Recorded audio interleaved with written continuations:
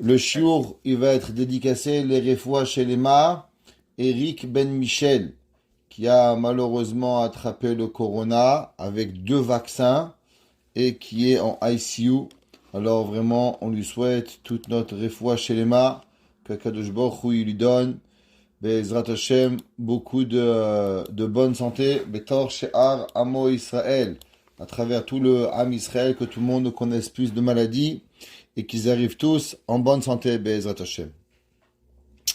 Alors, Teilim 15, le Teilim 15, Michtam le David, Shamereni El ki chassidibar. Alors, ce Teilim 16, pardon, Tetzain, c'est marqué, pourquoi on dit ce Teilim? Et madame, tsarich le'eze bakasha. Si un homme, il a un besoin quelconque, lo yevakesh bizchutamo kizchuto tzaniach le'aniach le'banav acharav. C'est marqué dans les livres que si quelqu'un, par exemple, il a besoin de quelque chose, il a besoin d'une parnassa, il a besoin des enfants, il a d'une achat des enfants, tout ce qu'on a besoin. Généralement, on a toujours envie de dire à Dieu, voilà Hachem, j'ai fait ça, j'ai fait ci, j'ai fait là, par rapport à la mitzvah que j'ai faite, s'il te plaît, réponds à ma prière. Dans ce Teilim, principalement David Amelech, il va nous dire qu'un homme ne doit jamais utiliser ses mérites à son propre plaisir, à son propre besoin. Il doit utiliser les plaisirs des Avot. Eloké Abraham, Eloké Yitzhak, Eloké Yaakov. Mais en aucun cas, il va devoir utiliser ses mérites pour arriver à ses propres besoins. Il faut que nos mérites, ils utilisent pour nos enfants. On ne sait jamais. Peut-être que nos enfants seront un jour où ils auront besoin de quelque chose. Et grâce à ce que nous on a fait, on souhaite de tout cœur que Akadosh Baruch Hu, il ouvre et il donne à nos enfants et nos petits-enfants ce que nous avons besoin. C'est marqué dans le Mirtav Me'Eliyahu. Le Mirtav Me'Eliyahu, le Rav Eliyahu Dessler, il dit, comment ça se fait des fois, il y a des gens qui ne sont pas de rabbins, ils ne sont pas de lignée de rabbins, ils ne sont pas dans la Torah, et un beau jour, ils se réveillent, pouf, et ils veulent se rapprocher de Kadosh Baruch Hu. Qu'est-ce qui arrive? Comment ça se passe dans la tête de quelqu'un que un homme qui était ni proche de Akadosh Baruch Hu, ni rien, un beau jour, il se réveille, il a envie d'être proche de Dieu. Il dit le Mirtav Me'Eliyahu le Rav Dessler. C'est ça qu'on appelle Zechut Avot. Il dit souvent, on a dans le ciel des parents, des grands-parents, des arrière-grands-parents, qui ont fait des mitzvot, qui ont fait des actions extraordinaires, et par le mérite, Akadosh Baruch Hu, des années plus tard, il envoie un réveil aux enfants, aux petits-enfants, aux arrière-petits-enfants, par le mérite de qui? Par le mérite de cette personne. C'est ce qu'on appelle Zechut Avot. C'est pour ça que c'est marqué dans les Sfarim qu'un homme, il doit jamais prier et demander par mon mérite. Seulement par le mérite de mes parents, par le mérite de mes grands-parents. Ce Teilim, le Teilim 15, vous savez, il y a une chose que l'homme il doit avoir, c'est d'avoir un cœur pour Akadosh Baruch Hu. C'est marqué dans la Gemara, Rahamana Libabae. Akadosh Baruch Hu, qu'est-ce qu'il a besoin? Il a besoin d'avoir un cœur. Hachem, il veut le service divin, comme on va le voir dans Teilim, d'une seule chose. Que Akadosh Baruch Hu, il voie à combien il est important le service divin, comment on le voit? Est-ce que tu mets le cœur ou tu mets pas le cœur? Et ce Teilim, le Teilim 15, pour ceux qui font un petit peu le 16, pardon, ceux qui font le Tikkun Aklali, ils savent que c'est le premier des 10 prakim de Teilim que Rabbi Nachman de Breslev il a demandé que l'on fasse dans le Tikkun Aklali, c'est Mirtam et David. Ce Teilim, il ouvre le cœur de la personne. Vous savez, des fois, on n'a même plus envie de faire une mitzvah. Des fois, malheureusement, il y a des gens, ils sont tellement loin, ils mangent même plus kasher, ils font même pas Kibud Avaim, ils font même plus Yom Tov, mais le pire de tout, c'est qu'ils en ont même plus envie. Des fois, quelque part, chacun de nous, on est arrivé à un niveau, malheureusement, dans une certaine mida, Kaas, Gaava, Tzniut, Shabbat, chacun avec ses problèmes. On n'est pas là à juger personne. Et on se connaît, chacun de nous, de connaître nos propres défauts. Alors, il y a des défauts qu'on travaille dessus. Et il y a des défauts quelque part où aujourd'hui, malheureusement, on a tellement fauté qu'on n'est même plus en train de réfléchir à ce que c'est un défaut. C'est comme si qu'on a fait Yush, on a give up, on a laissé tomber. Le Teilim 16, Tetzain, il est principalement pour ouvrir notre cœur. Pour qu'on demande à Kadosh Baruch Hu, s'il te plaît Hachem, je t'en supplie Dieu, fais que mon cœur il s'ouvre. Fais que mon cœur il se rapproche de toi Kadosh Baruch Hu. Rabbi Nachman de Breslev il dit que l'homme il doit prier pour que l'homme il ait envie de faire des mitzvot. Ça veut dire qu'il y a des fois, l'homme il arrive à un niveau où même faire il veut plus. Ça lui dit même plus. Alors l'homme il doit prier à Hachem que j'ai envie. J'ai envie d'aller étudier. J'ai envie de devenir une bonne personne. J'ai envie de me rapprocher de toi, Kadosh Baruch Hu. J'aimerais tellement devenir un homme saint. J'aimerais tellement devenir une personne qui n'a qu'une seule envie, c'est de vivre avec Kadosh Baruch Hu. On va voir plus tard dans le Teilim, Shiviti Hashem, les nez de David. David Amelech, il dit, je veux être avec toi, Kadosh Baruch Hu, à chaque instant de ma vie. Et bien sûr, David Amelech, il a énormément souffert de ses ennemis, qui faisaient beaucoup la David Amelech, qui voulaient le tuer physiquement, moralement, psychologiquement, qui voulaient détruire son royaume. Et David Amelech, il avait la promesse qu'il va devenir le roi et ses enfants. Alors aussi, celui qui a des ennemis, en lisant ce Teilim, il lui enlève les ennemis physiques et spirituels. Et la troisième chose, c'est marqué dans le Teilim, dans le Midrash, que chaque fois qu'un homme il est en douleur, chaque fois que l'homme il est en tsara, chaque fois que l'homme il est dans une situation où véritablement il a besoin de siyata du shmaya, alors en disant le Teilim 16, Akadosh Baruch Hu, il va ouvrir, il va régler cette tsarot. Ça c'est la Hagdama de ce Teilim. Que veut dire le Teilim Mirtam les David Shamreni el ki chassidibar? Que veut dire le mot Mirtam? Alors, il y a beaucoup d'explications à savoir qu'est-ce que ça veut dire le mot Mirtam et pour qui il a été écrit ce Teilim. Principalement, ce Teilim il a été écrit par David Amelech en remerciement à Kadosh Baruch Hu sur tous les bienfaits que Akadosh Baruch Hu il nous fait. Vous savez, souvent, on oublie de dire merci Hachem. Souvent, on se lève le matin et on oublie qu'on voit, qu'on mange, qu'on entend. On oublie tout ça. Eh bien, ce Teilim, David Amelech, il a écrit principalement pour ne pas oublier de remercier à Dieu sur tous les bienfaits que Akadosh Baruch Hu il nous a fait. Et avec quoi Akadosh Baruch Hu aussi, il a, Baruch Hashem, puni les ennemis de David Amelech. Et David Amelech, il parle aussi de tout le bien que Akadosh Baruch Hu garde pour les justes grâce à la tefila. Principalement, on va apprendre ce Teilim qui arrive à la tefila. Mais ça veut dire quoi le mot Mirtam? Alors Rashi, il ramène dans Avot des Rabbi Natan et il dit que le mot Mirtam est une composition de deux mots, Mar et Tam.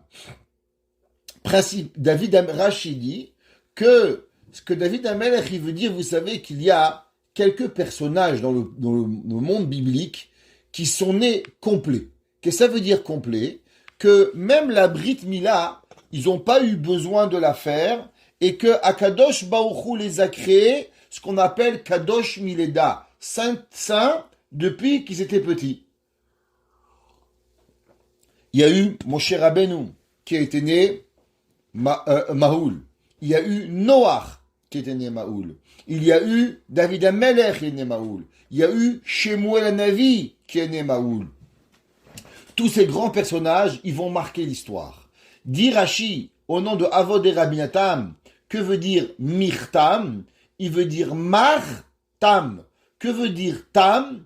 Tam veut dire qu'il est né Mahoul, qu'il est né complet et qu'il n'a pas eu besoin de passer, comme on pourrait dire, par une réparation humaine. Kaviachol, Akadosh Baruch Hu lui-même, il a donné et il a fait à David Amelech la Brit Mila.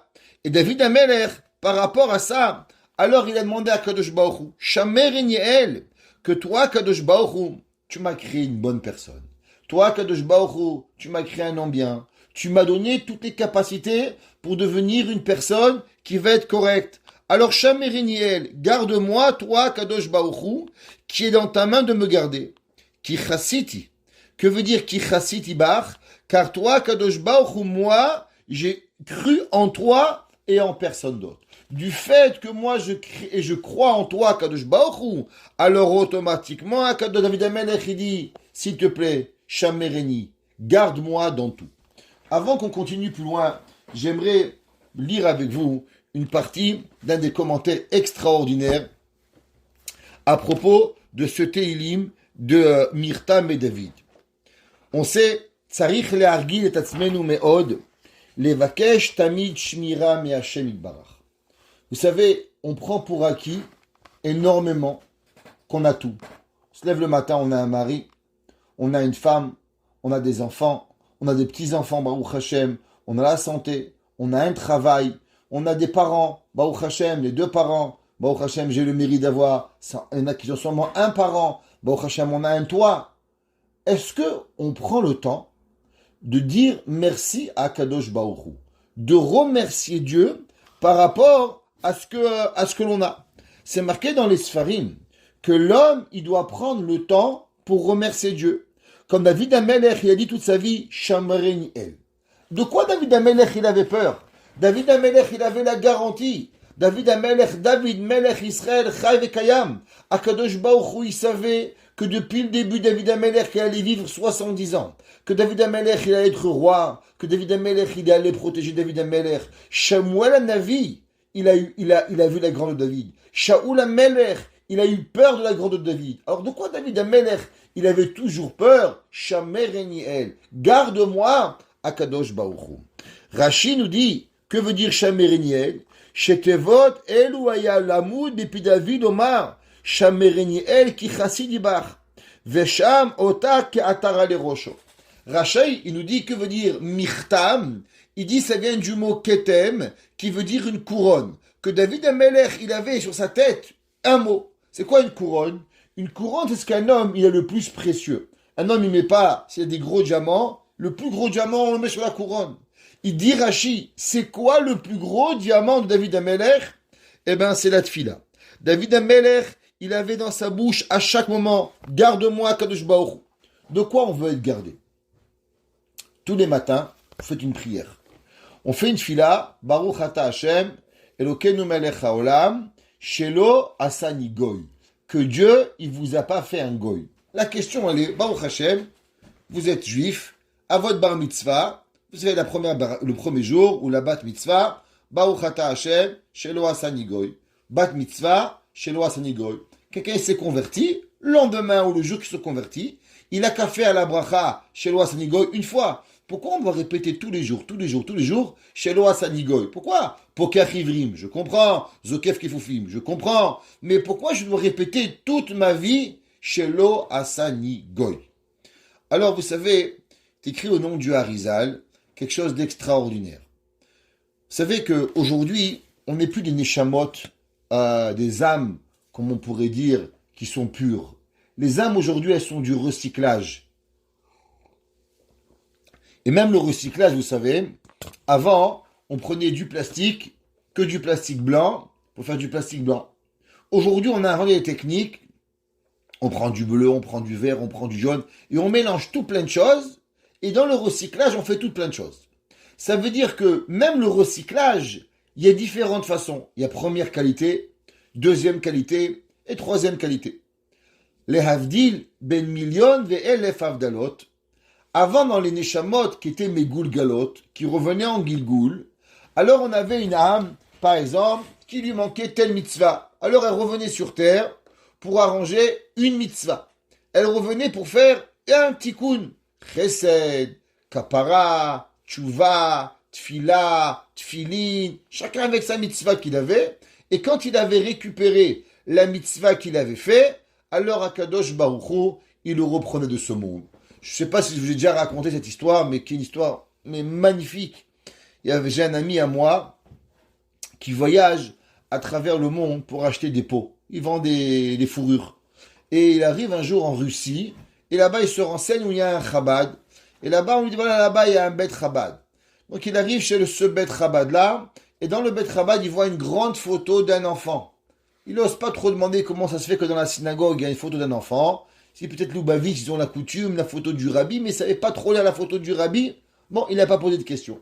Vendredi soir, il ne pose pas la question. Shabbat matin, il ne pose pas la question. Seudash Tishit, après 3 repas qu'on a mangés, le Chabad, son épouse, le Shaliach, son épouse, lui, là, il se sent à l'aise de poser la question. Il dit, écoutez-moi, qu'est-ce qui me dérange? Vous pouvez me dire pourquoi il y a une photo d'un enfant posée dans cette synagogue? La maman explose en pleurs et elle n'arrive plus à parler. Le papa lui dit, je vais t'expliquer qu'est-ce qui s'est passé. Il dit, voilà, ma femme et moi, on est venus ici il y a 15 ans. Et bien sûr, il n'y avait rien, il n'y avait pas d'argent. Et on n'avait pas de mikvé. Et on n'avait pas d'enfants. Donc chaque fois que ma femme voulait aller au mikvé, 20 heures de train, elle devait aller jusqu'à Moscou et aller-retour pour aller au mikvé. On a décidé qu'on n'allait plus continuer comme ça, aller 20 heures aller, 20 heures retour, qu'on allait construire un mikvé dans notre ville. Mais pour ça, il fallait faire un sacrifice. Qu'on n'aurait plus un sou à perdre pour pouvoir construire le mikvé. Plus de surplus, plus de gâteries, rien que le mikvé. Alors on mangeait du pain, des patates et de l'eau. Tout l'argent en plus qu'on avait, on l'a mis de côté, sou par sou, pour avoir un mikvé. Ça nous a pris 3 ans d'économiser. Après 3 ans, on a pu construire le mikvé. Baruch Hashem, on a construit le mikvé. L'automne est arrivé, le mikvé s'est rempli. Et à la première fois que le mikvé a été cachère, au premier mikvé de ma femme est devenue enceinte. Baruch Hashem, quel simcha, quelle joie. Vous imaginez ce mikvé, qu'est-ce qu'il nous a apporté? Et là, on a eu un petit garçon. Un garçon magnifique, beau, mignon, gentil. 1 an passe, 2 ans passent, 3 ans passent. Et on décide de faire le Hopsheren. Hopsheren, où on coupe les cheveux aux enfants. Et bien sûr, mon père arrive, mes beaux-parents arrivent, mes frères arrivent, tous nos amis viennent ce jour-là extraordinaire pour fêter le Hopsheren. Et pendant les préparations, à un moment, on ne trouve plus l'enfant. Alors on cherche de gauche et de droite et de gauche, et on va, et on rentre dans le mikvé, et la catastrophe. Notre enfant chéri est mort, noyé dans le mikvé. Là, ma femme et moi, on ne pouvait pas croire. Un mikvé qui est venu Bemessirut Nefesh. Un mikvé qui a pris toute notre vie. Un mikvé, un enfant attendu pendant des années. Comment peut-il mourir dans l'endroit que nous avons créé pour Kdusha et Tahara, à l'endroit où nous avons fait pour les femmes de la ville, où ma femme est tombée enceinte? C'était pas possible. J'ai décidé, dit le père, de faire She'elat Chalom. C'est quoi She'elat Chalom? On jeûne pendant 7 jours et on demande vendredi soir avant de manger que Akadosh Baruch Hu nous donne dans nos rêves la réponse à notre question.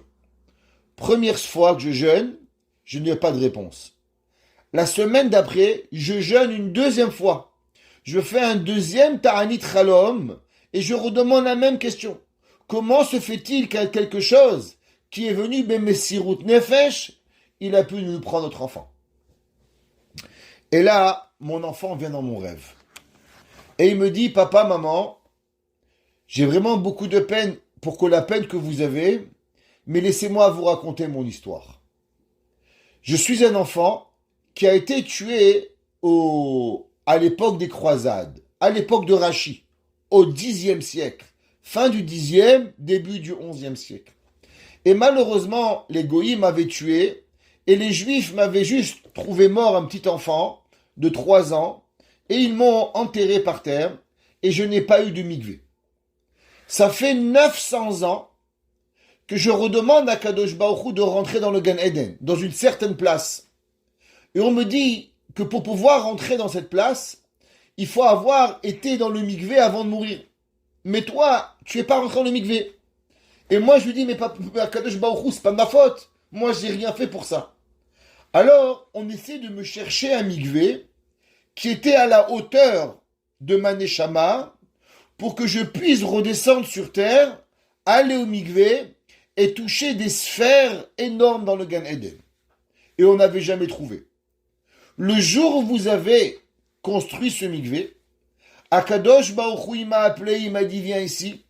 J'ai enfin trouvé un mikvé à ta hauteur. Azorim bedima berina iktsoro.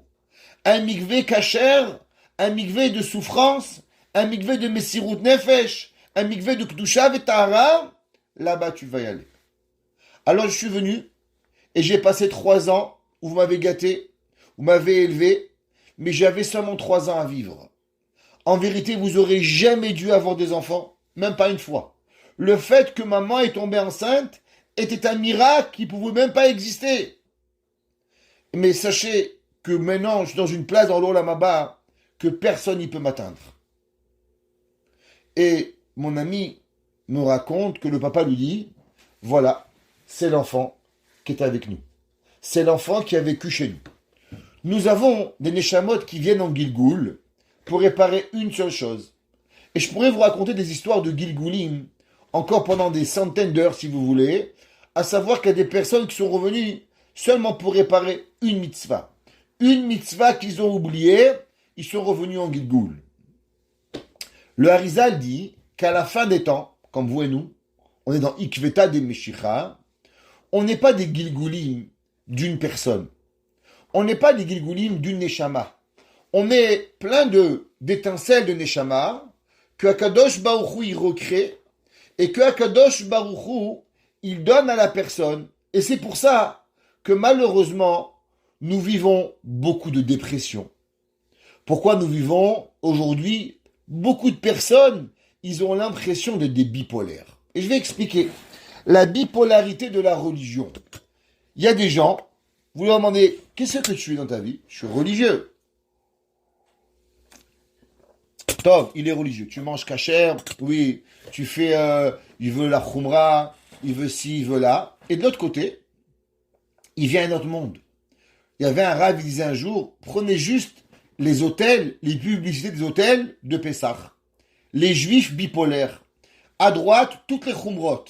Halak Bet Yosef, Bichoul Israël, Pat Israël, Pat Gebror, tout ce que tu veux. Et à gauche, piscine, sauna, spa, bronzage, hockey, au volleyball. Je comprends pas. T'es un rabbin ou t'es un basketballeur? Mais décide-moi qui tu es. Et l'homme, en vérité, c'est incroyable. On est devenu l'habitude d'avoir les deux. On veut le top Ashgacha, Shiur Dafayumi, conférence du rabbin Crémisier. L'autre côté, on veut le spa, on veut s'amuser, on veut manger, on veut boire, on veut dormir. Mais dis-moi qui tu es. La bipolarité du judaïsme. Les gens ne savent pas qui ils sont. Chachamim, ils disent même plus que ça. C'est qu'avant, une personne, elle attrapait une mida. Une personne, elle arrivait à un niveau spirituel. Et ben, ce niveau spirituel, il apprenait, et quand il avait acquéri, il ne lâchait plus. Exemple. Un homme, t'es Shomer Shabbat, t'es pas Shomer Shabbat. Baruch Hashem, je suis Shomer Shabbat. Chaque Shabbat, il ne repose pas la question. Est-ce que je fais Shabbat cette semaine ou je fais pas Shabbat cette semaine? Non, c'est un fou. Un homme qui fait Shabbat, ça y est, Baruch Hashem, il met la minuterie, il cuisine avant Shabbat, il fait Shabbat, il va à la synagogue, ça y est, Shabbat c'est passé. Après, il fait Rabbeinu Tam. Après, il fait Tzniout. Après, il met la perruque. Après, il met le foulard. C'est pas un coup on met le foulard, un coup on met pas le foulard. Un coup on met le katan, un coup on met pas le katan. Un coup on va à la synagogue, un coup on va pas à la synagogue.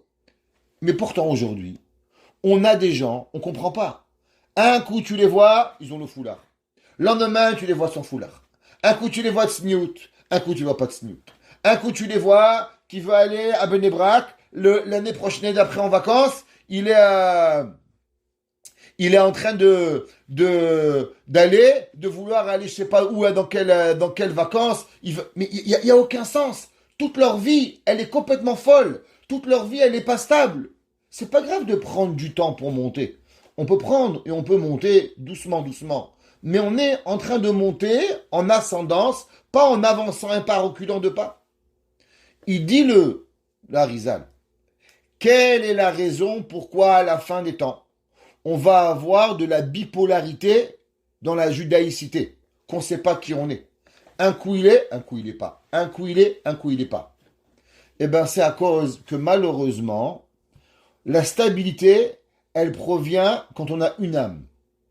Mais quand on est plusieurs fractions d'âme, chaque jour, on reçoit une nouvelle partie d'âme. Vous savez que tous les jours, quand votre neshama, elle monte au ciel, et le matin vous dites, Modé ani lefanecha, Melech avekayam shechezarta binishmati, tu m'as rendu mon âme.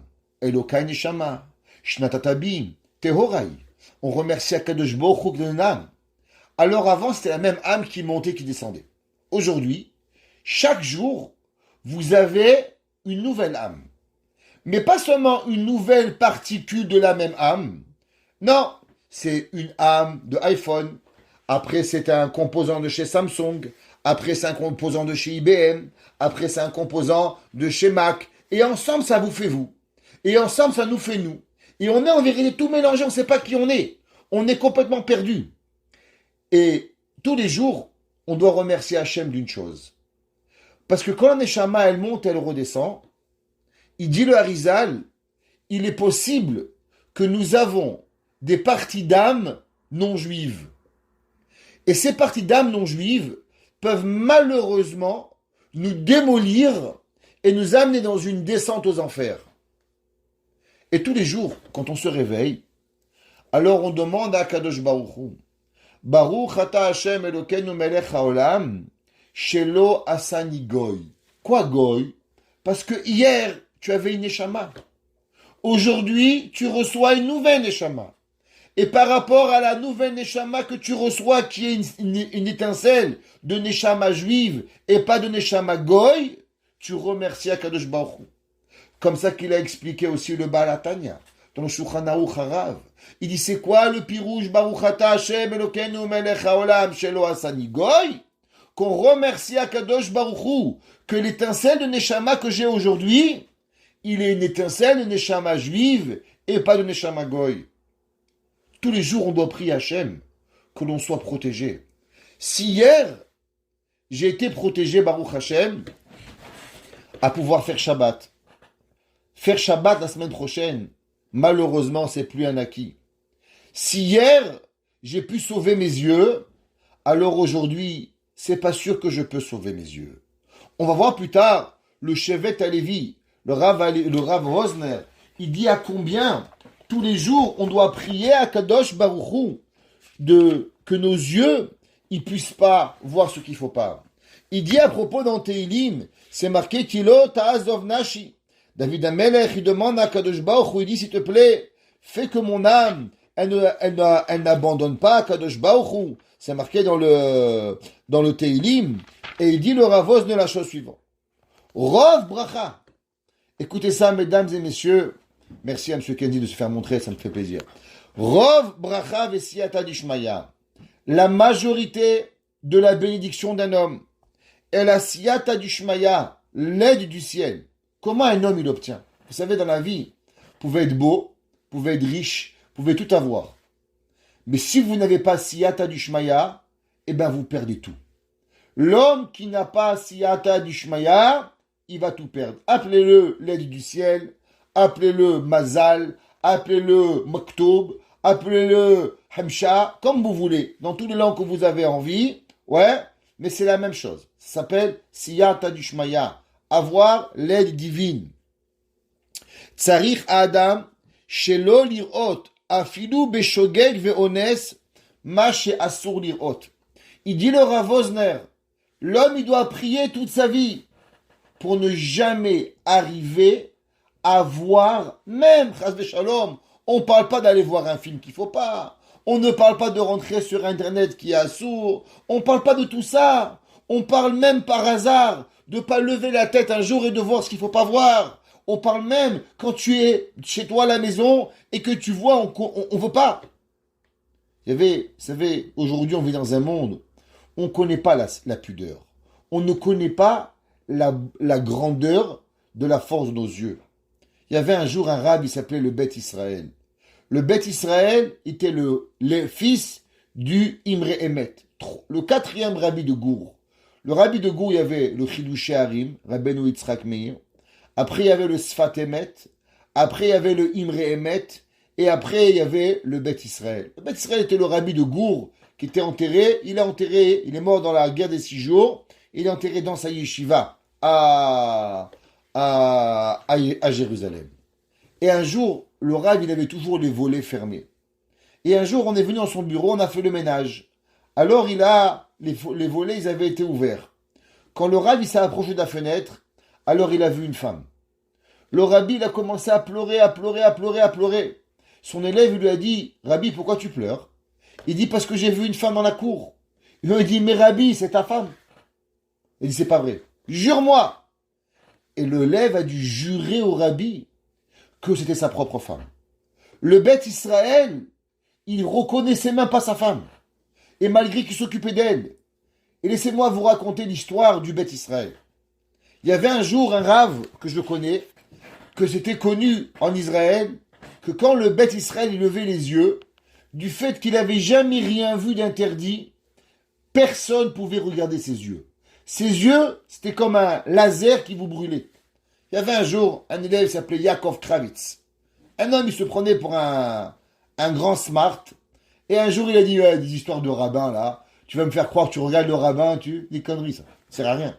Il a dit, moi, je vais aller, et quand le rabbi va regarder, moi, je vais regarder dans ses yeux. Vous allez voir, ça veut rien dire, tout ça. Alors, il s'est mis, et le rabbi, il avait les yeux toujours en bas. Et quand il voulait marcher, il levait les yeux, et toute la synagogue, elle se poussait. Instantanément. C'était pas possible de le regarder. Lui, il s'est mis en face, comme ça, face au rabbi, et il dit, quand le rabbin, il lève les yeux, moi, je le regarde. Je vais lui apprendre, moi, celui-là. Eh bien, il s'est mis en face du rabbi. Et dès qu'il a regardé le rabbi, il s'est trouvé à 2 kilomètres plus loin, en train de courir.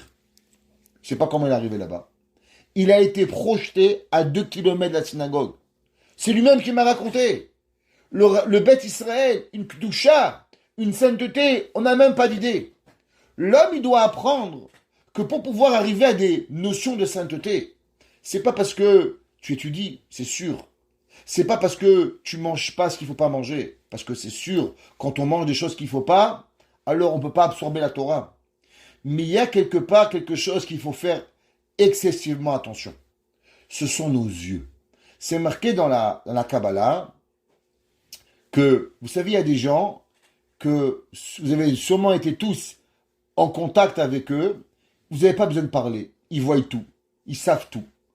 Et souvent, on se demande, mais comment il sait? Je lui ai rien dit. Comment il peut savoir à travers ci, à travers là? Il sait ce qui se passe dans moi. Les gens, ils pensent que c'est compliqué. La réponse, en vérité, elle est simple. Plus on fait attention à nos yeux, et plus nos yeux sont capables de voir. Moins on fait attention à nos yeux, et moins nos yeux y voient.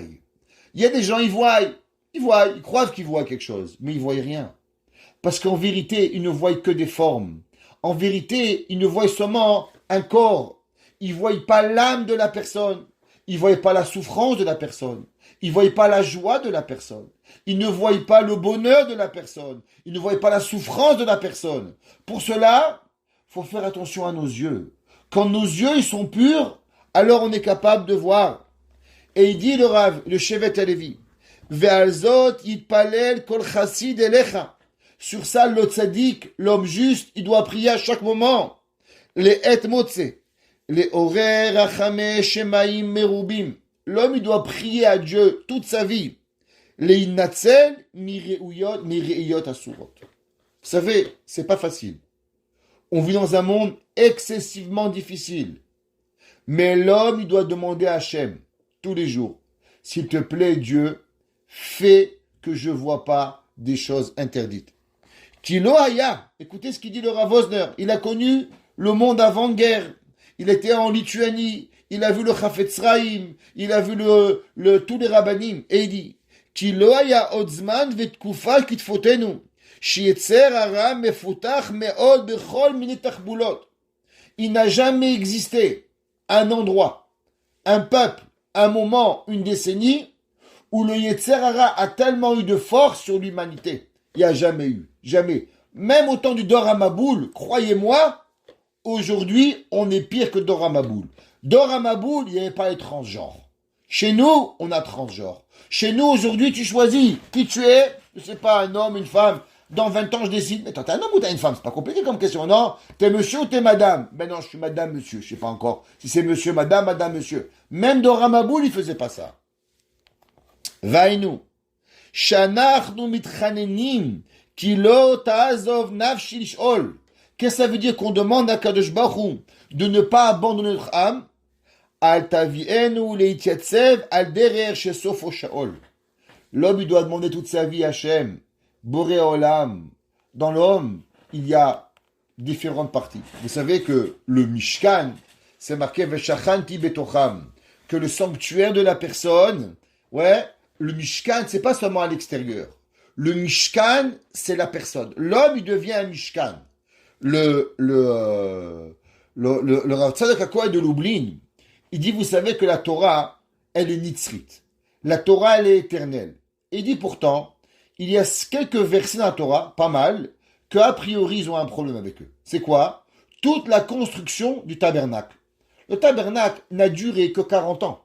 Il n'y a plus jamais de possibilité de créer un tabernacle. Pourquoi? Parce que quand on est rentré en Eretz Israël, il fallait construire un Beth Amikdash. Quand Mashiach va venir, il y a un Beth Amikdash. Alors pourquoi la Torah nous parle du Mishkan? Le Mishkan ne va plus jamais exister. Il dit à Tzadok HaKohen qu'en vérité le Mishkan, c'est seulement une façon pour que toi tu comprennes qu'est-ce que toi tu dois devenir. Ça veut dire que chacun de nous, on est un Mishkan. Et comment on est un Mishkan? On est un Mishkan à travers nos actions, à travers notre bras, à travers notre tête. Et on a dans nous quelque chose qui est Kodesh. Et on a quelque chose qui est Kodesh Kodashim. Ça vient de la même façon que dans le tabernacle, il y avait des séparations entre la cour, entre le saint des saints. Il y avait les louchot, il y avait le shulchan. Pareil. C'est quoi le shulchan? C'est quoi la menorah? La menorah, c'était le candélabre. Combien il avait le candélabre de bougies? 7. Eh bien, vos 2 yeux, votre nez, vos oreilles, votre bouche, ça fait 7. C'est pareil. Il y avait vos mains. Vos mains, ça représente quoi? Les mains, elles représentent le shulchan. Donner à quelqu'un, c'est un shulchan. Et c'est marqué dans la Kabbalah. C'est quoi le Kodesh Kodashim?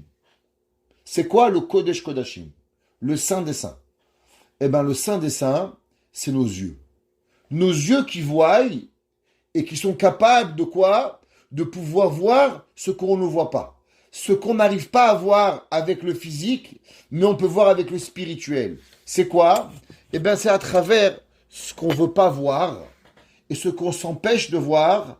Alors automatiquement, quand on s'empêche de voir quelque chose, alors on mérite de voir autre chose. Chachamim, ils nous disent, c'est marqué dans le Zohar, qu'à chaque fois qu'une personne, elle tourne la tête pour ne pas voir quelque chose d'interdit. Vous roulez en voiture. Il y a une femme, vous savez, elles oublient de s'habiller. Elles ont cru qu'elles étaient dans leur salle de bain. Ça arrive. Croyez-moi, malheureusement, elles oublient. Elles ont oublié qu'elles étaient des humains. Elles pensent qu'elles sont encore des singes. Malheureusement, ils n'ont pas encore évolué. Vous savez, il y a des gens qui pensent qu'ils descendent du singe et qu'eux, ils sont encore le singe. Ils n'ont pas encore compris qu'ils sont des hommes. C'est pas grave. Alors, on est là. Qu'est-ce qu'on fait? On tourne la tête pour pas voir. Homme ou femme, c'est pareil. Parce que la femme aussi, elle est influencée sur ce qu'elle voit. Eh bien, le Zohar, il dit que l'homme qui a la force de tourner la tête, de ne pas voir ce qu'il ne faut pas voir, on proclame sur lui, écoutez bien ce que je vais vous dire, on proclame sur lui dans le ciel, un tel est un tzaddik gamour, un tel est un juste complet, tout ce qu'il demande, donnez-lui.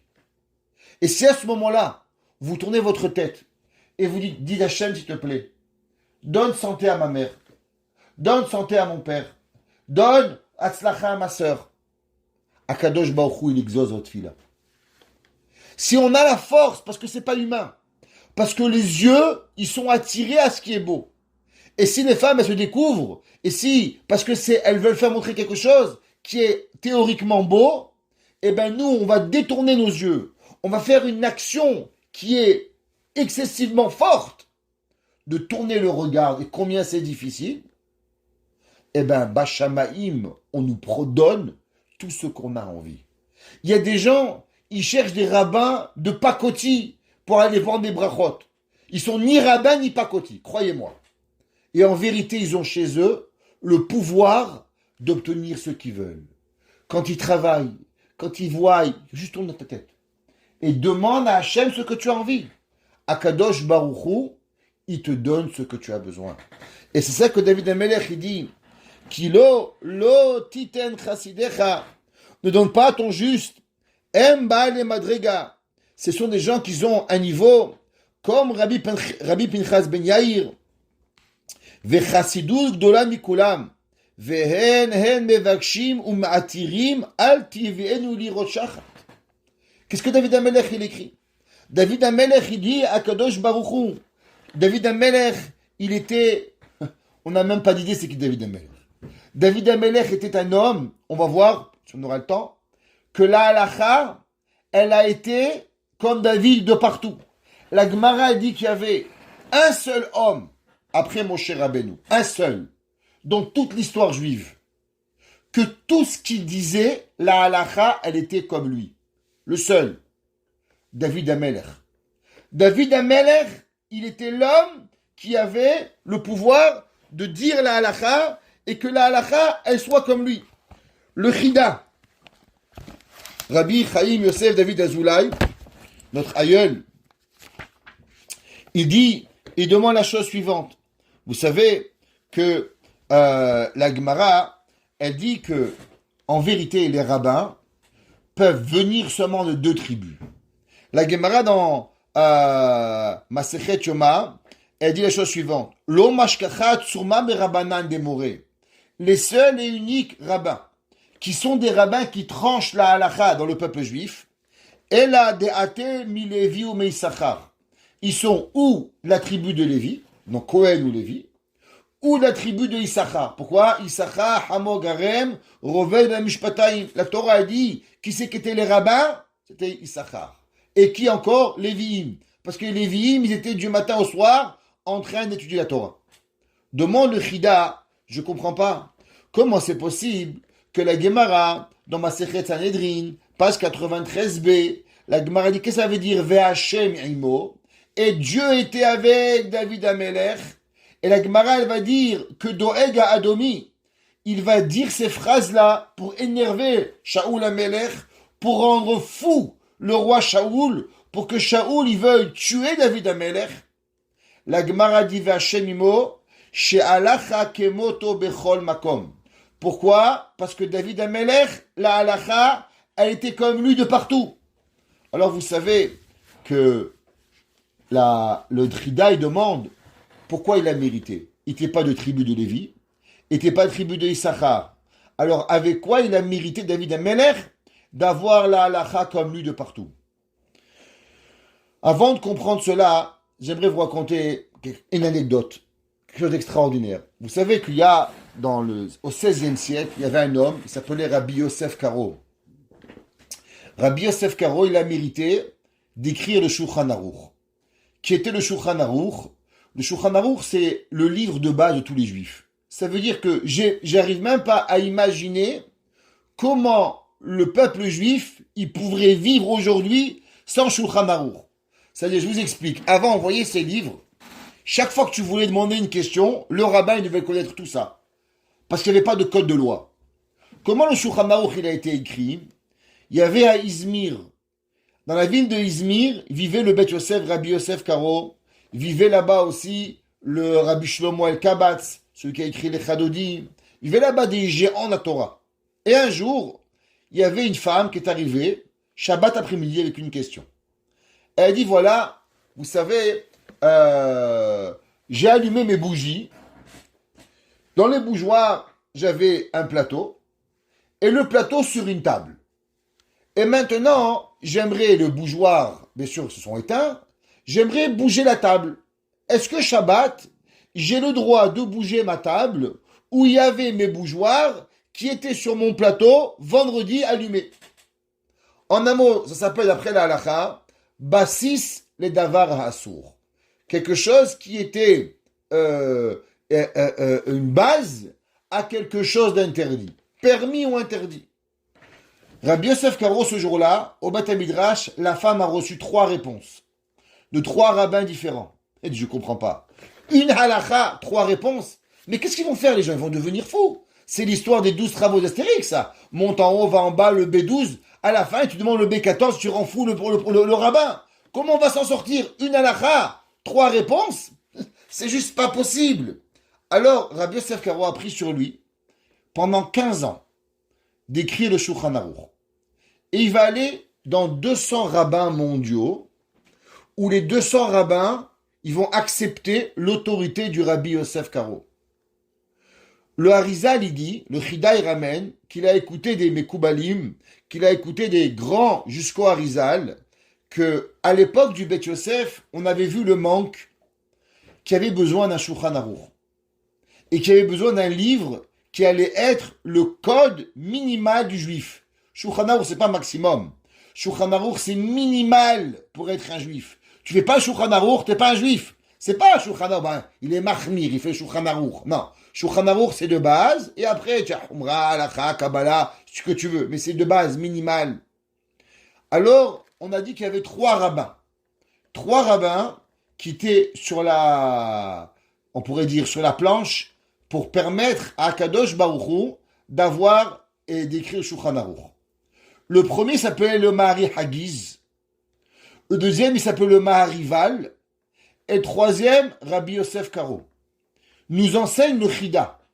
Quelle a été la raison pourquoi le Rabbi Yosef Karo a mérité que ce soit lui et pas d'autres qui vont écrire le Shulchan Aruch? Il y avait des grands rabbins à son époque. Écoutez, le Harizal était à son époque. Le Rabbi Moshe Cordovero. Il y avait le Rabbi Betzalel Ashkenazi, des géants de la Torah. Pourquoi Rabbi Yosef Karo a mérité que ce soit lui l'auteur du code de loi juif? Il dit le Chida pour une raison. Parce qu'il avait l'humilité. À cause qu'il avait la Hanava. Et du fait qu'il a eu la Hanava à son extrême, c'est pour ça qu'on a choisi Rabbi Yosef Karo de trancher la halakha comme lui. Il devient le trancheur de halakha universel. Depuis 500 ans, c'est lui qui tranche. Eh bien, le Chida, il dit, si vous vous demandez la question, pourquoi David Amelech, la halakha, elle est comme lui? Pourquoi la halakha, elle est comme David Amelech, plus que Shaoul? Pourquoi la halakha, elle est comme David Amelech, plus que Yoav? Pourquoi elle est plus que Avner? Pourquoi elle est plus que tous ces géants de la Torah? Eh bien, il dit le Chida, pour une raison. À cause que David Amelech, il avait l'humilité. Et celui qui est humble, malgré qu'il n'appartient pas à Shevet Lévi ou à Shevet Issachar, eh bien la halakha, elle est comme lui. Ce même David Amelech, que la halakha était comme lui dans toute la Torah. Qu'est-ce que David Amelech il demande? David Amelech il dit, Kilo ta'azov nafshi lishon. S'il te plaît, ne fais pas tomber mon âme dans l'enfer. Lo titen chasidecha. Ne donne pas à l'homme pieux l'irot de voir shachat, une destruction. Dit le Rav Levi Vosner, qu'est-ce que ça veut dire? Ça veut dire qu'à combien l'homme, il doit prier à Hachem toute sa vie de ne jamais voir ce qu'on ne doit pas voir. Mirtam le David Shamreni El. L'homme, il doit prier à Hachem. De quoi il doit prier à Kadosh Baruch Hu? L'homme, il doit prier à Kadosh Baruch Hu à chaque moment de sa vie. Il n'y a pas un endroit, d'abord remercier Hachem. Et après, Ribono Shel Olam, Shamreni, Shamreni. L'homme, il doit demander à Kadosh Baruch Hu, s'il te plaît, garde-moi. Le Yetzer Hara est incroyablement fort. L'homme, il ne peut pas imaginer à combien le Yetzer Hara il est fort. Hare zekukim anu kolkach leshmira. On a besoin d'être gardé par Dieu. Vous savez pas.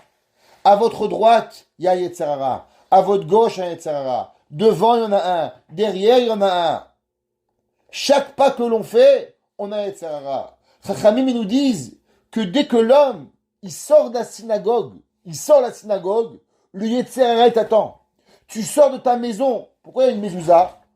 Tu sais pourquoi il y a une mezouza? Parce que dès que tu sors de ta maison, le Yetzer Hara il t'attend pour te tourner la tête et t'amener faire les pires des avérotes du monde. Mais c'est pas possible, c'est pas moi. Moi je suis rabbin, tu vois pas, j'ai une grande barbe. Il n'y a pas de rabbin. Le Yetzer Hara, il est plus grand que ta barbe, il est plus grand que tes cheveux, et plus grand que ta kippa, si tu veux. Il va t'amener faire toute la avérote du monde. Alors comment je m'en sors? T'as raison. La seule et unique façon, c'est prier Hachem. Vous savez, la Gemara, dans Masechet Ta'anit, la Gemara dans Ta'anit 20, elle dit qu'il faut faire très attention quand il nous arrive qu'on est sauvé, quand nous sommes sauvés par un miracle, et bien Kadosh Baruch Hu, il enlève des mérites de l'homme. D'où on voit ça? Avraham Avinu. On voit ça, Yaakov Avinu.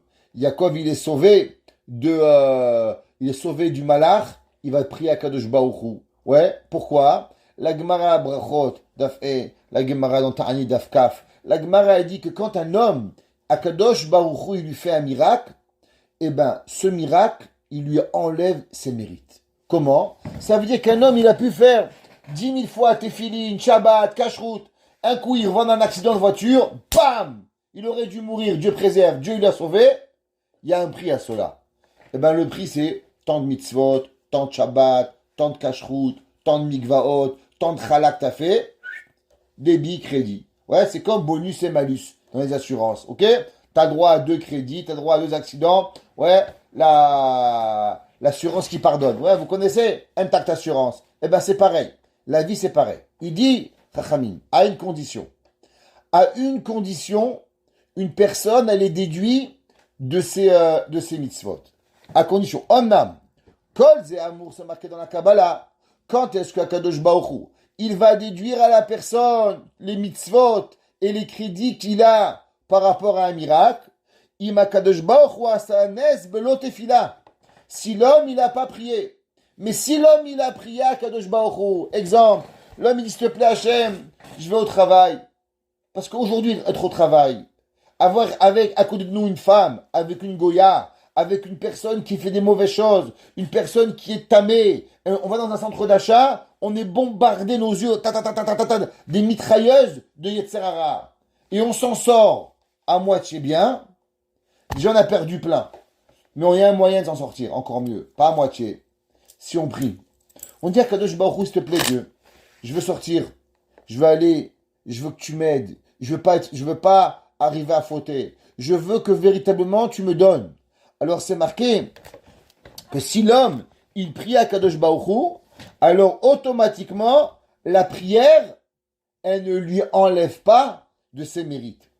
C'est marqué que Mikivan Shegamanesh Inbarechbo Mileela Nigra Mikoar Tfilato. Le Maharsha, il dit, il y a 2 façons d'avoir un miracle. Vous vous rappelez le Maharsha?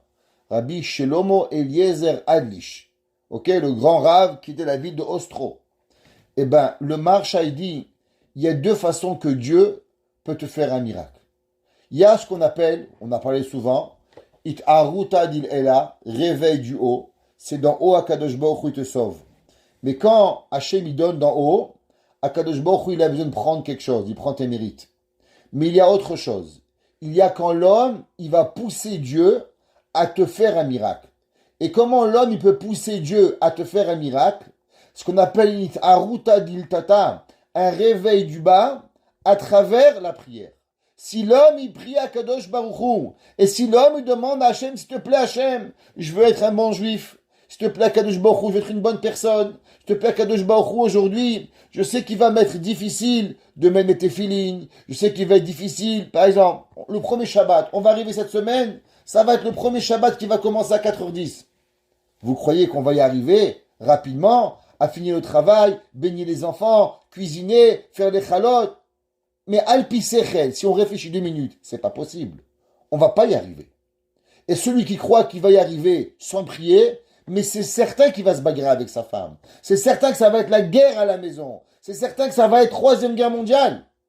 Mais si on veut arriver Benachat, arriver au Shabbat avec la joie, avec le cœur léger, arriver à l'heure, arriver Behemet, avec la simcha, sa femme, ses enfants disent, papa, merci pour le Shabbat magnifique. Plutôt, papa, je te plaît, plus de Shabbat, hein. J'en peux plus, c'est la guerre à la maison. Ça qu'on veut?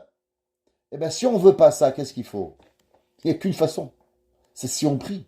Il faut prier à Kadosh Baruch Hu, qu'on a siyata du shmaya, qu'on arrive à avoir l'aide divine. On peut cuisiner un poisson pendant 4 heures et il est dégueulasse. Ou on peut avoir c'est des shmaïek en 10 minutes sur très bon. On peut avoir les chalotes qui montent en 2 minutes et on est matzliar. On peut aller au premier magasin et on trouve tout ce qu'on a besoin. Ou bien on fait à IGA, après on va à Maxi, après on va à Blossom, après on va là-bas. Et on a fait 14 magasins pour avoir ce qu'on voulait. Et en fait, quand on est épuisé, on est énervé, on s'est pris un ticket, on traîne dans une boule de nerfs.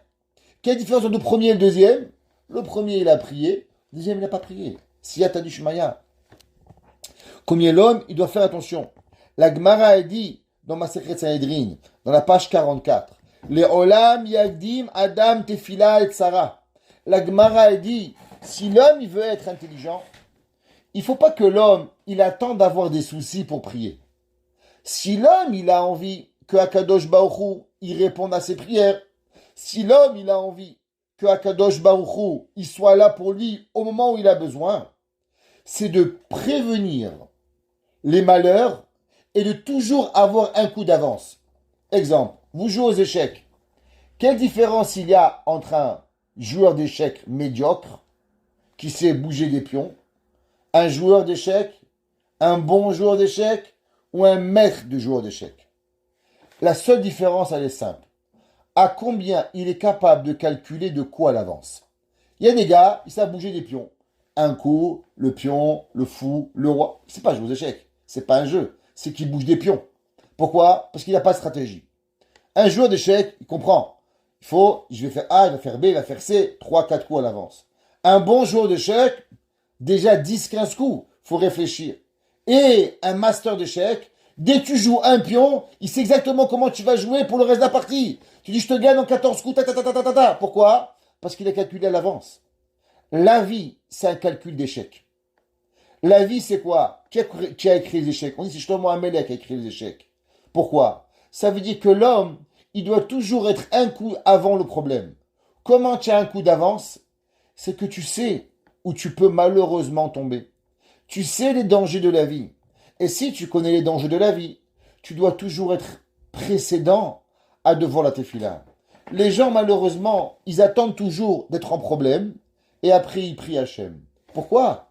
Pourquoi tu pries pas Kadosh Baruch Hu? Vous savez, on a dit souvent, pourquoi dans le Shulchan Aruch est écrit, tu vas te lever le matin et tu vas te lever comme un lion. Et d'autre côté, c'est marqué juste après, qu'est-ce qu'il faut faire? Il faut faire Kriyat Shema le soir avant de dormir. Le Rabbi Yankel de Psheversk, le Rabbi Tzika de Psheversk qui disait, je comprends pas, pourquoi Rabbi Moshe Isterlitz, il m'a dit les lois de faire Shema le matin, Shema le soir, dans les lois de se lever le matin. Il dit parce que si tu veux te lever le matin comme un lion, il faut savoir se coucher comme un lion. La majorité des gens, ils se lèvent le matin, mais la nuit, ils ont dormi comme un chameau. La nuit, ils sont dormis comme un chien. La nuit, la personne, comme ça qu'il disait Rabbi Tzika Psheversk, il dit l'homme, t'as fait Kriyat Shema la mita, t'as fait une bracha, t'as fait Arvit comme il faut. Est-ce que t'as demandé à Dieu, s'il te plaît, à Kadosh Baruch Hu, je veux me lever demain matin à Tefila, fais que demain matin à 7 heures, je pète le feu. Paf! J'arrive à me lever. S'il te plaît, Boré Olam, demain matin, j'ai envie d'arriver avec un sourire à la synagogue. Je veux pas arriver tchabel, encore une prière, encore un gars, tu le vois, t'es angoissé pour la journée. J'aimerais ne pas angoisser une fois avec Crémisi le matin quand je le vois. C'est possible. Il y en a des gens, je les vois, ils m'angoissent. J'aimerais bien qu'il y en a des fois, un gars, il prie le matin. Putain, je supplie, bon Dieu, n'angoisse pas. Je lui ai rien fait de mal à cette personne-là. Et ben pareil. La vie, elle est faite, elle dit la Gemara, que l'on doit précéder notre vie toujours avec une prière. La Gemara a dit que tous les jours, qu'est-ce qu'on dit? On demande des mauvaises personnes, des effrontés. Mais azut panim, de l'effronterie. Mais Adamra, la Gemara a dit, on ne peut pas voir un tchabeb. On ne veut pas voir un homme qui est mauvais. Mais yetzera, on n'a pas envie de rencontrer le yetzerara. Mechavera, un mauvais ennemi. Shachenra, un mauvais voisin. Mi pegara, de quelque chose qui est mauvais. Pourquoi Chachamim, le matin, déjà tu commences la journée, Chavera, Shachenra, yetzerara, c'est pas très sympathique. Ben non, c'est vrai, tu es avec un sourire. Mais tu veux garder le sourire. Il faut que tu pries. Il faut que l'on prie tous les jours. Mirtam et David Shamereni. El ki chasidibach. Il dit Rashi, c'est quoi? Mirtam.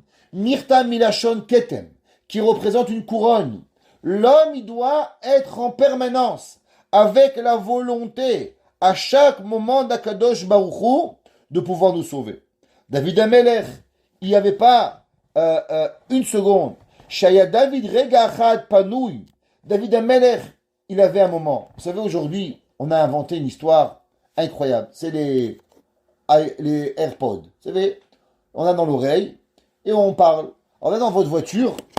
Les gens vous parlaient avant. Quand vous parlez dans votre voiture, les gens les prenaient pour un fou. Ils disent celui-là, il est fou, il parle tout seul. Ils appellent la police. Allô, j'ai un gars, il est débile à côté de moi, il est schizophrène, il parle tout seul.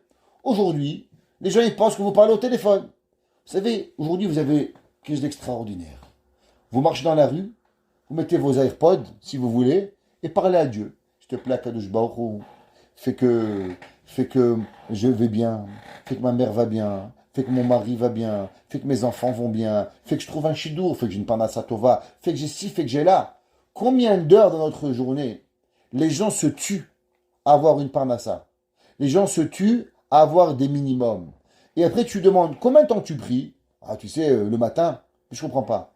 Tu es en train de t'épuiser à ton travail, quand en vérité, ce que tu as besoin, c'est juste une siyata du shmaya. C'est juste une aide supplémentaire de Akadosh Baruch Hu. Parce que tu crois vraiment qu'il manque à Akadosh Baruch Hu de l'argent. Est-ce que tu crois vraiment qu'Akadosh Baruch Hu, il n'en a pas assez? Lia chesev elia zav amar Hashem. Akadosh Baruch Hu, il dit, David Amelech, il dit, tout l'argent, ça m'appartient. Je donne à qui j'ai envie de donner. Dieu, il peut donner à David, à Shimon, à Yitzhak, à Moshe, à David, à Yaakov, à Léa, à Emmanuel, il peut donner à tout le monde. Alors, quelle va être la différence? La différence, c'est lui qui va prier.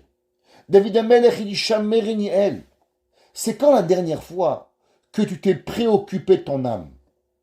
Vous savez, il y avait un jour le Rav Wolbe.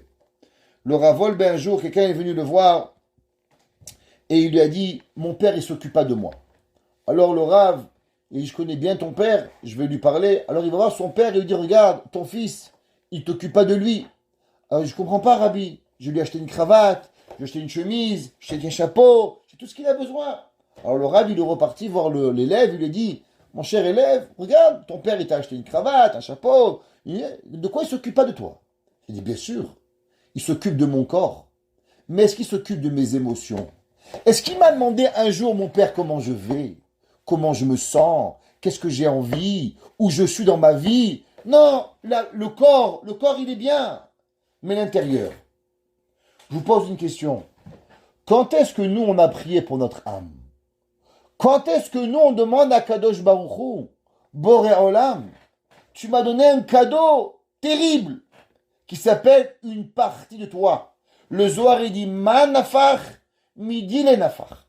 Qu'est-ce que Akadosh Baruch Hu, il a donné à l'homme? Qu'est-ce que Dieu, il a insufflé à l'homme? Il a insufflé à l'homme une partie de Dieu. Et un beau jour, on va devoir rendre à Dieu cette âme. Et là, Kadosh Baruch Hu, il va dire, mon fils t'a prié? Tu dis, bien sûr. J'ai prié pour la parnassa. J'ai prié pour les enfants. J'ai prié pour la voiture. J'ai prié pour les vacances. J'ai prié pour la cravate. J'ai prié pour les chaussures. J'ai prié pour Cuba. J'ai prié j'ai prié pour tout. Dieu va dire, waouh. Mais est-ce que tu as prié pour me rendre ce que tu m'as pris au même niveau de ce que je t'ai donné? David Amelech, il dit, Mirtam.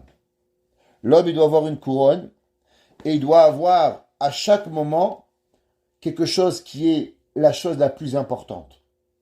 La couronne d'un roi, c'est ce qui rend l'homme roi. Qu'est-ce qui rend un juif juif? Une chose, David Amelech. Mirtam et David. Shamereni El. S'il te plaît, Akadosh Baruch Hu, j'ai envie que tu me protèges. Protège de quoi? Dans la spiritualité et dans la matérialité. Je veux pouvoir être avec Akadosh Baruch Hu à chaque moment de ma vie, où nous sommes tous dans des endroits où nous n'avons même pas d'idée des dangers que l'homme, il va avoir. Et chacun de nous, on n'a même pas d'idée. Le Midrash, il dit, si vous saviez à combien on est protégé par Akadosh Baruch Hu, la preuve, c'est qu'on dit tous les jours, Melech, Ozer, ou Moshia ou Magen. C'est quoi Melech Ozer ou Moshia ou Magen? Il y a des fois Kadosh Baruch Hu, il vous aide. Des fois Kadosh Baruch Hu, il vous protège. Et des fois Kadosh Baruch Hu, il vous sauve. Quelle différence? Ça veut dire que généralement Kadosh Baruch Hu, il nous fait des miracles sans même que nous, on est au courant qu'il y a un miracle. Des fois, vous savez pas, il y avait un fou qui avait appuyé l'accélérateur et qui voulait brûler le feu. Et Baruch Hashem, Akadosh Baruch Hu, qu'il a fait apchit, il s'est éternué et il n'a pas pu accélérer. Et vous êtes passé, vous n'êtes pas mort. Akadosh Baruch Hu, à chacun de nous, il nous fait des chassadim incroyables. Mais pour ça, il faut prier.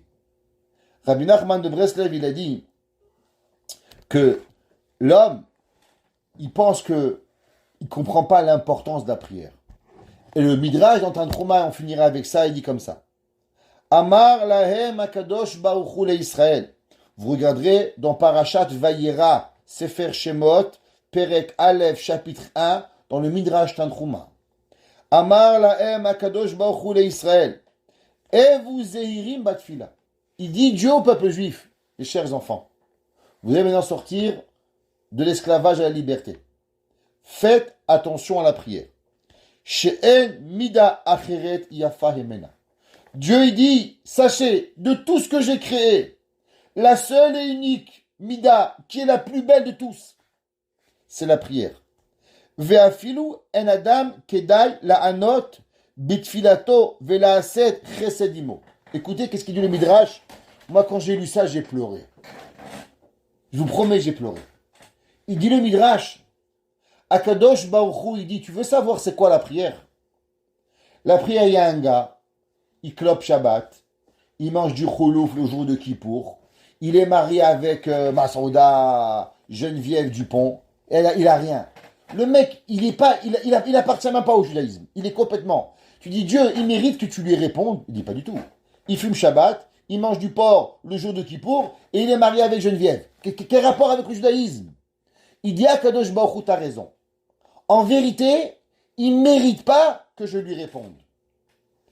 Kivan shemit palel, mais puisqu'il va prier, umarbe betachanunim, mais il va prier avec toute supplication, et il va prier et reprier, ani ose chesed imo. Il dit le Midrash, alors Akadosh Baruch Hu, il dit, par le mérite de la prière, je vais lui répondre. Vous savez, souvent on se dit, mais est-ce que je suis méritant pour prier? Est-ce que Akadosh Baruch Hu, il va écouter ma prière? Est-ce que Akadosh Baruch Hu, il va faire ce que je veux? Mais j'ai fait tellement d'Averot, j'ai pas fait ci, j'ai pas fait là, j'ai pas fait Shabbat comme il faut, ma perruque et mon mikvé, ma cacheroute et mes tefilines, et chacun avec ses histoires. Vous avez raison. Le Midrash, il dit, en vérité, vous ne méritez pas. Vous ne méritez pas que Dieu vous écoute. Mais vous avez seulement oublié une seule chose. Que grâce à la prière, Hachem il vous répond. Pas grâce à vous. Du fait que vous priez à Kadosh Baruch Hu, du fait que nous prions à Dieu, alors à Kadosh Baruch Hu mitrabe betachanunim. Et Hachem il dit, même si tu ne mérites pas, mais pas par ton mérite, par le mérite que tu as, que la prière elle existe, alors moi, Kadosh Baruch Hu, je vais écouter ta tefila. Que Kadosh Baruch Hu il fasse qu'on prend l'habitude de prier à chaque moment. Chaque moment de notre vie, que nous prions et nous prions et nous prions et nous prions.